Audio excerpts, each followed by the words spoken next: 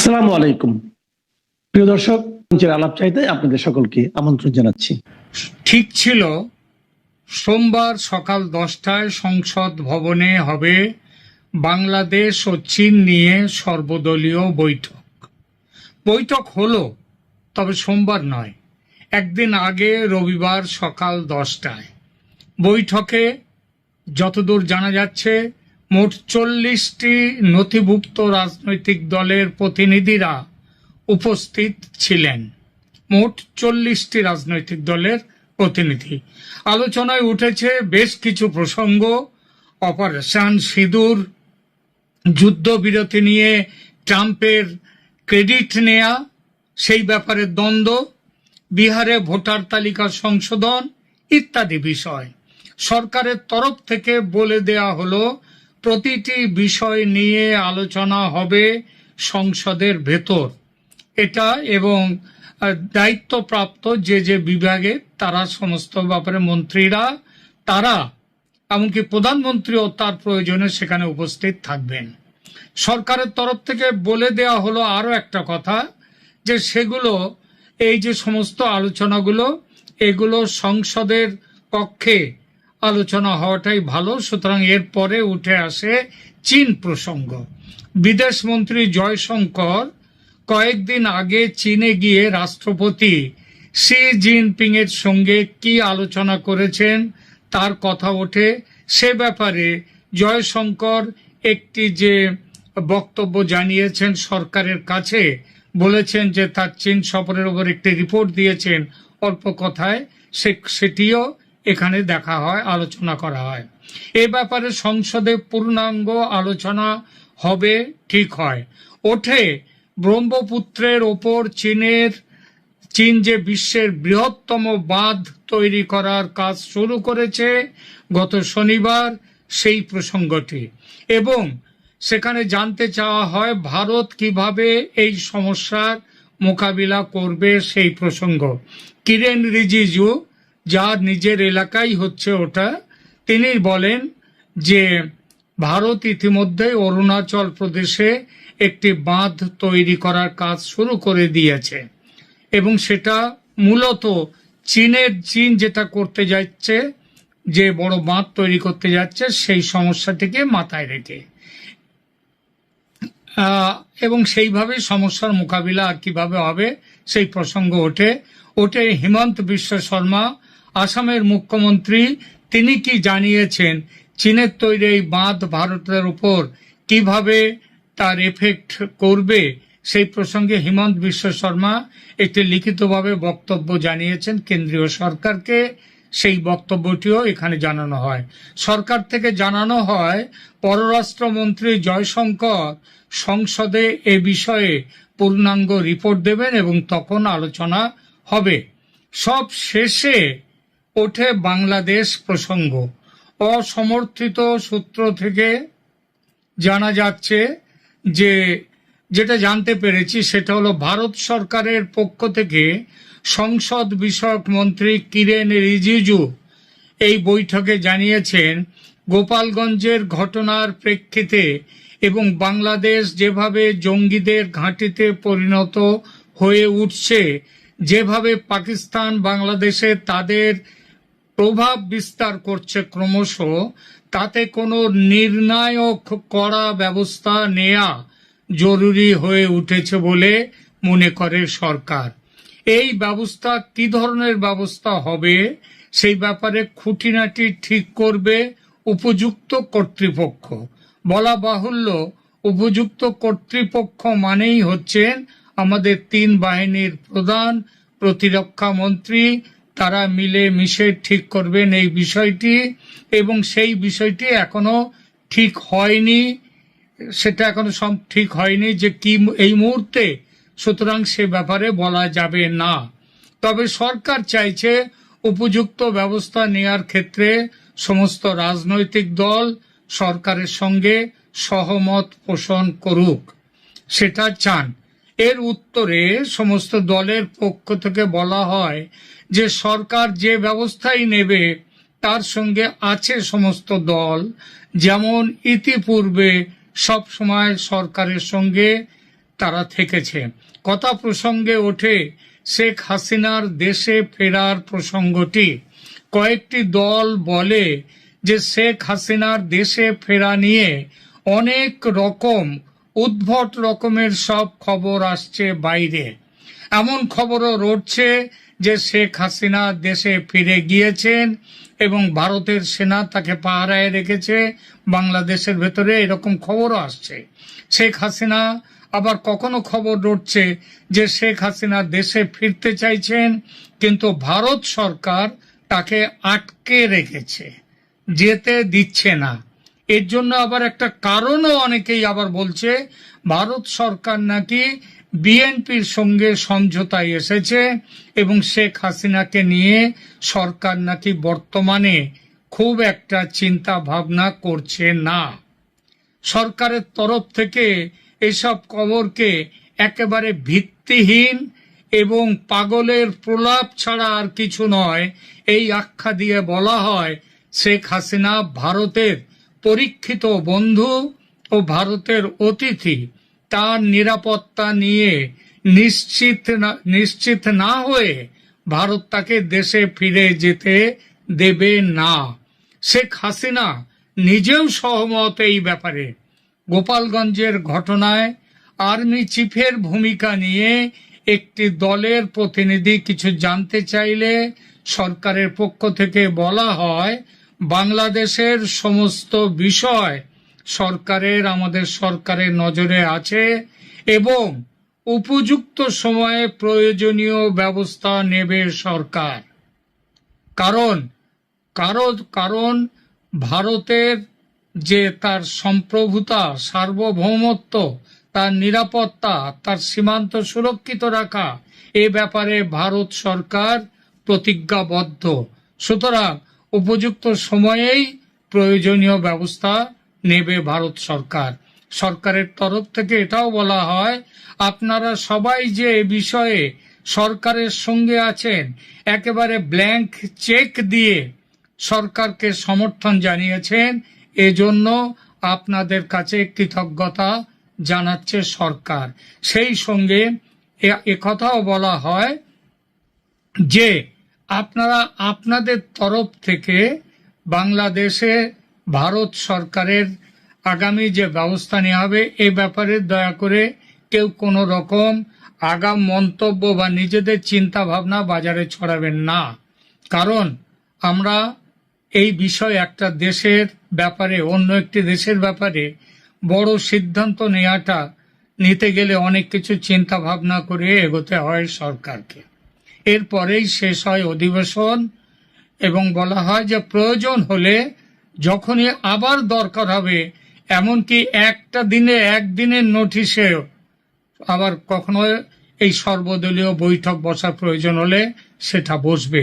তবে ভারত সরকার সব সময়ই আপনাদেরকে জানিয়ে আপনাদের সাথে আলোচনা করে তারপরে এগোবে।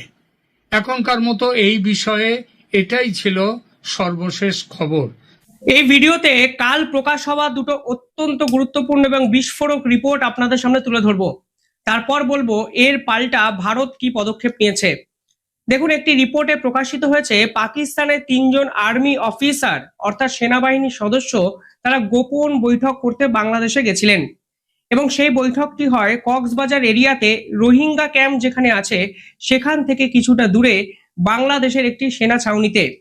আপনারা দেখতে পাচ্ছেন এই রিপোর্ট, এবং এই রিপোর্ট ভারতের জন্য অত্যন্ত উদ্বেগজনক। কারণ এই ভারতকে দিনের পর দিন উত্তর পূর্ব অঞ্চলকে কেন্দ্র করে একাধিক বাক্যবাণ বাংলাদেশের পক্ষ থেকে এসেছিল, আর এবার পরিষ্কার বোঝা যাচ্ছে পাকিস্তান সেনাবাহিনীর বাংলাদেশে এই গোপন সফর ভারতবর্ষের সুরক্ষার জন্য অত্যন্ত গুরুত্বপূর্ণ এবং উদ্বেগজনক বিষয় হয়ে উঠছে। সেই রিপোর্টে বলা হয়েছে পাকিস্তানের এই 3 আর্মি অফিসার শুধুমাত্র ভারতের বিপক্ষে ষড়যন্ত্র করার জন্য বাংলাদেশের সেনাবাহিনীর সঙ্গে বৈঠক করেছে তা নয়, তারা রোহিঙ্গা ক্যাম্পে থাকা যে রোহিঙ্গা মিলিটারি গ্রুপ আছে তাদের সঙ্গেও কিন্তু একাধিক বৈঠক করেছে। সেই অফিসারের নামও কিন্তু প্রকাশ করা হয়েছে। একজনের নাম নাদিম আহমেদ, দ্বিতীয় ব্যক্তি হলেন মোহাম্মদ তালা এবং তৃতীয় ব্যক্তি হলেন সৌদ আহমেদ। এই 3 অফিসার তারা বাংলাদেশে গেছিলেন এবং বাংলাদেশের কক্সবাজার অঞ্চলের রামু আর্মি ক্যাম্প, এই রামু আর্মি ক্যাম্পে এই ধরনের গোপন বৈঠক করেন এবং রোহিঙ্গা রিফিউজিকে নিয়ে এক বড় সেটেলমেন্ট এবং পরিকল্পনা বাংলাদেশ সরকার পাকিস্তানের সঙ্গে একসঙ্গে মিলে করছে এবং সেই রোহিঙ্গা মিলিটারি গ্রুপকে, আর্মড গ্রুপকে ভারতের উত্তর পূর্ব অংশে কিভাবে ব্যবহার করা যায় সেই পরিকল্পনা করা হচ্ছে, সেই রিপোর্ট কিন্তু সামনে এসছে। পাকিস্তানের আইএসআই এর পক্ষ থেকে এই আর্মি অফিসারকে বাংলাদেশে পাঠানোর পিছনে প্রধানত দুটো কারণ আমাদের সামনে এসছে। সেখানে বলা হচ্ছে উত্তর পূর্ব সীমান্তে, ভারতের উত্তর পূর্ব সীমান্তে যেরকম বিদ্রোহী একাধিক গ্রুপ আছে আপনারা জানেন, কিছুদিন আগে উলফা আইকে সার্জিক্যাল স্ট্রাইকে তছনছ করে দিয়েছে ভারত, এরকম একাধিক বিদ্রোহী গ্রুপ আছে যারা ভারত বিরোধী একাধিক এজেন্ডা নিয়ে ভারতের বিপক্ষে কথাবার্তা বলে, আন্দোলন করে, সশস্ত্র আন্দোলন করে। তাদেরকে একজোট করার পরিকল্পনা বাংলাদেশ এবং পাকিস্তান বর্তমানে করছে এবং তাদেরকে সামনে রেখে এক প্রক্সি ওয়ার চালাতে চাইছে বাংলাদেশ এবং পাকিস্তান। পরিষ্কারভাবে তথ্য সামনে এসেছে যেখানে বলা হচ্ছে ফ্রন্ট হিসাবে এগিয়ে যাবে এই ধরনের মিলিট্যান্ট গ্রুপ, কিন্তু পিছন থেকে সাপোর্ট করবে পাকিস্তানের ISI, Pakistan armed force, Pakistan military এবং বাংলাদেশের গোয়েন্দা দপ্তর। এই রিপোর্ট আমি পূর্ণাঙ্গভাবে আপনাদের দেখালাম, আপনারা নিজেরা চাইলে গুগলে গিয়ে এই রিপোর্ট কিন্তু পড়ে দেখতে পারেন এবং এই রিপোর্ট প্রকাশ পাওয়ার পর ভারতের সিকিউরিটি অত্যন্ত যে একটা উদ্বেগজনক পরিস্থিতিতে পড়তে পারে তা হয়তো আপনারা বুঝতেই পারছেন। এবং সেভেন সিস্টার্সকে কেন্দ্র করে মোহাম্মদ ইউনূসের পক্ষ থেকে লাগাতার যে ষড়যন্ত্র করা হচ্ছে, সেই ষড়যন্ত্রই এই একটা প্রকাশ এবং এই একটা পদক্ষেপ, এরকমই আপনারা ভাবতে পারেন। দ্বিতীয় যে রিপোর্ট আরো শকিং, তা হলো বাংলাদেশ থেকে এবার পাকিস্তানের তেহরিক-ই-তালিবান রিক্রুটমেন্ট করতে শুরু করেছে এবং সেই রিপোর্টে বলা হচ্ছে শেখ হাসিনা যখন 2024-এর আগস্টে দেশ ছাড়েন, তারপর থেকে তালিবান এবং আইএসআই অধীর আগ্রহে বসেছিল যে কিভাবে তাদের স্লিপার সেলগুলোকে তারা অ্যাক্টিভ করবে। যখন শেখ হাসিনা ছিলেন তারা এতটা অ্যাগ্রেসিভলি যেতে পারেননি। আপনারা ইতিমধ্যেই জানেন ঢাকাতে একটি সভা হয়েছিল যেখানে আল কায়েদার গুরুত্বপূর্ণ সদস্য, হামাসের গুরুত্বপূর্ণ সদস্য, জেইসি মোহাম্মদের একটি গুরুত্বপূর্ণ সদস্য ওখানে এসে একটি মিটিং করেন এবং সেই মিটিং থেকে পাকিস্তান বাংলাদেশের জোট আরো শক্তিশালী করা হবে এবং প্রধানত এই জোটকে ভারতের বিপক্ষে কিভাবে কাজে লাগানো যাবে সে বিষয়ে আলোচনা হয়। তা নিয়ে কিন্তু বড় রিপোর্ট আমি বারবার দেখিয়েছি আপনাদের, আমি আবার দেখাতে পারি, কিন্তু এটা আরো বেশি শকিং কারণ বাংলাদেশের এই স্লিপার সেলগুলো অ্যাক্টিভ করতে শুরু করে দিয়েছে তেহরিক-ই-তালিবান তাদের রিক্রুটমেন্ট করার জন্য। অর্থাৎ পাকিস্তান এবং বাংলাদেশে যেভাবে বিদ্রোহী আক্রমণ বা বিদ্রোহী আন্দোলন ক্রমশ আস্তে আস্তে করে ডানা মেলছে, তা ভারতের সুরক্ষার জন্য কিন্তু অত্যন্ত গুরুত্বপূর্ণ হয়ে যায়। ইতিমধ্যে দুই ব্যক্তিকে অ্যারেস্ট করা হয়েছে, যার নাম শামীম মাহফুজ, দ্বিতীয় ব্যক্তির নাম মোহাম্মদ ফয়সাল। এদের আটক করে জানা গেছে যে তারা তেহরিক-ই-তালিবানের জন্য কাজ করতে চেয়েছিলেন এবং এই ধরনের রিক্রুটমেন্ট প্রসেস শেষ 6 মাস ধরে বাংলাদেশে চলছে, যা বাংলাদেশের গোয়েন্দা দপ্তর, বাংলাদেশের সেনাবাহিনী কিংবা আইন প্রশাসনের সঙ্গে জড়িত ব্যক্তিরা বুঝতেই পারেনি। এই দুটো রিপোর্ট নিঃসন্দেহে ভারতের জন্য অত্যন্ত শকিং। পাশাপাশি এই অনুপ্রবেশের সমস্যা যেভাবে বাড়ছে, ভারত কিন্তু বর্ডার এরিয়াতে ক্রমশ বিপজ্জনক পরিস্থিতিগুলোকে দিনের পর দিন রুখে যাচ্ছে এবং একটা বিপজ্জনক পরিস্থিতিও সৃষ্টি করছে ভবিষ্যতে আপনারা ভাবতেই পারেন।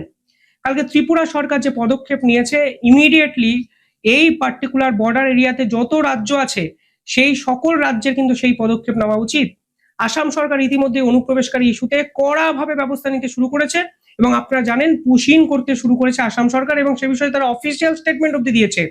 কালকে ত্রিপুরা একটি সিট গঠন করেছে, এই সিট গঠন করে তারা 15টি জেলাকে ভিন্ন ভিন্ন দায়িত্ব দিয়ে এই অনুপ্রবেশকারী আটকানোর জন্য এবং যে সকল বাংলাদেশি ত্রিপুরার মধ্যে মিশে আছেন তাদেরকে আইডেন্টিফাই করার কাজ কিন্তু শুরু করেছেন। এই পুরো সিটের মাথায় তারা বসিয়েছেন ত্রিপুরারই ডিজিপি কে এবং 15টি থানা এখানে ইনভলভ এবং ত্রিপুরা এবং বাংলাদেশের 857 কিলোমিটার 856 কিলোমিটার যে বর্ডার এরিয়া আছে সেখানে কড়া টহল দেবে বাংলাদেশের এই অনুপ্রবেশকারী আটকাতে ত্রিপুরা পুলিশের এই সিট, অর্থাৎ স্পেশাল ইনভেস্টিগেশন টিম। এবং ত্রিপুরার ভিতরে যে সকল বাংলাদেশি অনুপ্রবেশকারী ঢুকে আছে পরিচয় গোপন করে, তাদেরকে আইডেন্টিফাই করার প্রক্রিয়া কিন্তু শুরু হচ্ছে। দেখুন, বাংলাতে বা বাংলার মতো বিভিন্ন জায়গায় এই অনুপ্রবেশকারী ইস্যু নিয়ে শুধু রাজনীতি হচ্ছে। ভেরি সরি টু সে, দেশের সুরক্ষার জন্য আমরা কিচ্ছু করছি না। এই অনুপ্রবেশকারীকে ভোট ব্যাংকে আমরা পরিণত করছি। বিহারে আমরা দেখলাম 35 লক্ষ ভুয়ো আধার কার্ড, ওই ভোটার কার্ডকে আইডেন্টিফাই করা গেছে, যার মধ্যে নেপালি এবং বাংলাদেশিকে আমাদের কিন্তু সামনে আনা হয়েছে এবং বোঝাও গেছে এই পুরো বিষয়টার মধ্যে জল মিশিয়েছিল এতদিন। শুধুমাত্র বাংলা বা বাঙালি এই আবেগকে কাজে লাগিয়ে আমরা বাংলাদেশিকে প্রোটেক্ট করছি না তো? এই প্রশ্ন কিন্তু উঠে যায় যখন এই ধরনের রিপোর্ট বারবার বারবার বারবার বাংলাদেশ এবং পাকিস্তানকে কেন্দ্র করে আমাদের সামনে আসে। আমি শুধুমাত্র এই রিপোর্ট আপনাদের সামনে নিয়ে আসি, খুঁজে খুঁজে তথ্য খুঁজে, শুধুমাত্র আপনাদেরকে সচেতন করার জন্য। সব কাজ আইন শৃঙ্খলা বাহিনীর নয়, আমাদের উপরও কিন্তু অনেক দায়িত্ব আছে দেশকে সুরক্ষিত করা, এটুকু মাথায় রাখবেন। ফলে যেরকম সাসপিসিয়াস অ্যাক্টিভিটি বিভিন্ন জায়গায় হচ্ছে, বিশেষ করে বর্ডার এরিয়াতে, বিভিন্ন রাজ্যে, বিভিন্ন জেলায়, এতে আমাদের দেশবাসীরও কিন্তু কোনো না কোনো ইনিশিয়েটিভ নেওয়া প্রয়োজন। এই রিপোর্ট যখন সামনে এসছে, সেখানে পরবর্তীকালে জানা যাচ্ছে বাংলাদেশে অত্যন্ত গুরুত্বপূর্ণ একটি মিটিং করার কথা ছিল এশিয়া কাপ কমিটির। 24শে জুলাই সেই মিটিং হওয়ার কথা ছিল এবং ভারত স্পষ্টভাবে বলে দিয়েছে ভারতের কোনো প্রতিনিধি দল সেই মিটিং অ্যাটেন্ড করবে না। এর আগে এশিয়া কাপ বয়কট করার একটা হুমকি ভারতের পক্ষ থেকে এসেছিল। এখন জানা যাচ্ছে ভারতের ক্রিকেটাররা অর্থাৎ রোহিত শর্মা, বিরাট কোহলিরা কোনো অবস্থাতেই বাংলাদেশে ক্রিকেট খেলতে যাবেন না। ঠিক যেভাবে আগস্টে বাংলাদেশ সফর কমপ্লিটলি বাতিল করেছে ভারত, ঠিক একইভাবে জুলাইতে এই মিটিং বাতিল করে বুঝিয়ে দেওয়া হয়েছে বাংলাদেশে যে এশিয়া কাপ অনুষ্ঠিত হওয়ার কথা, সেই অনুষ্ঠিত কাপ অন্য জায়গায় প্রয়োজনে ভারতীয় ক্রিকেট টিম খেলতে যাবে, কিন্তু বাংলাদেশে নয়। শুধু এই বৈঠক ক্যান্সেল করাটাকে কোনো অফিসিয়াল কোনো মেজারমেন্ট বা অফিসিয়াল কোনো পদক্ষেপ না ভেবে ডিপ্লোম্যাটিক ওয়েতে এর বিশ্লেষণ করার চেষ্টা করুন। পরিষ্কার বোঝা যাচ্ছে ভারত সরকার চাইছে না কোনোভাবে বাংলাদেশের সঙ্গে ভারতের সম্পর্ক থাকুক, এটা পরিষ্কার। আগস্টের এই সফর যখন ক্যান্সেল হয় তখন বিসিসিআই এর পক্ষ থেকে অর্থাৎ ভারতবর্ষের ক্রিকেট নিয়ামক সংস্থার পক্ষ থেকে বলা হয়েছিল সরকার যদি অ্যালাউ না করে ভারতের ক্রিকেট টিম সেখানে যাবে না। পরবর্তীকালে সরকারের ক্লিয়ারেন্স পাওয়া যায়নি, ধরেই নেওয়া যায়, কারণ ভারত আগস্টে বাংলাদেশে কোনোভাবে যাচ্ছে না। কিন্তু পরবর্তীকালে এশিয়া কাপ, সেখানে বাংলাদেশ খেলবে, মানে বাংলাদেশে গিয়ে ভারত খেলবে কি খেলবে না, এক জটিলতা তৈরি হয়েছিল। সেখানে সোর্স বলছে ভারত সেটাও জানিয়ে দিয়েছে প্রয়োজনে দোহাতে খেলবে ভারতের ক্রিকেট টিম, কিন্তু বাংলাদেশে নয়। অর্থাৎ বাংলাদেশের সঙ্গে কোনো সম্পর্ক রিভাইভ করার জায়গায় ভারত গেল না। এটা বোঝা গেল যেভাবে ভারত বিরোধী চক্রান্ত বাংলাদেশের মাটি থেকে হচ্ছে, এটি তার পাল্টা ডিপ্লোম্যাটিক জবাব, এবং এই জবাব মোহাম্মদ ইউনূসকে কিন্তু পথে বসাতে পারে। কারণ এশিয়া কাপ আয়োজনে যদি বাংলাদেশ সরকার করতে না পারে, তাহলে হিউজ ইকোনমিক্যাল ক্রাইসিসে পড়তে পারে বাংলাদেশের ক্রিকেট বোর্ড। ইতিমধ্যেই বাংলাদেশের ক্রিকেট অবস্থা অত্যন্ত খারাপ জায়গায় চলে গেছে। টিভি রাইটস তারা বিক্রি করতে পারছে না, ঘরের মাটিতে তারা পাকিস্তান সফর খেলবে, ক্রিকেট টিমের পারফরমেন্স এতটাই খারাপ যে টিকিট বিক্রি অবধি হচ্ছে না। পাশাপাশি ভারত যদি বাংলাদেশে যেত, তাহলে এশিয়া কাপকে অর্গানাইজ করে তারা কিছু টাকা রোজগার করতে পারতো, যেই মানে অবস্থাটাও ভারত কিন্তু ভেস্তে দিল। পরিষ্কার ডিপ্লোম্যাটিক একটা বার্তা যে তোমরা আমাদের বিরুদ্ধে চক্রান্ত বন্ধ করো, তারপর তোমরা আমাদের থেকে কিছু লাভের আশা করবে, তার আগে নয়। কিভাবে দেখছেন পুরো পরিস্থিতিটি কমেন্টে জানাবেন।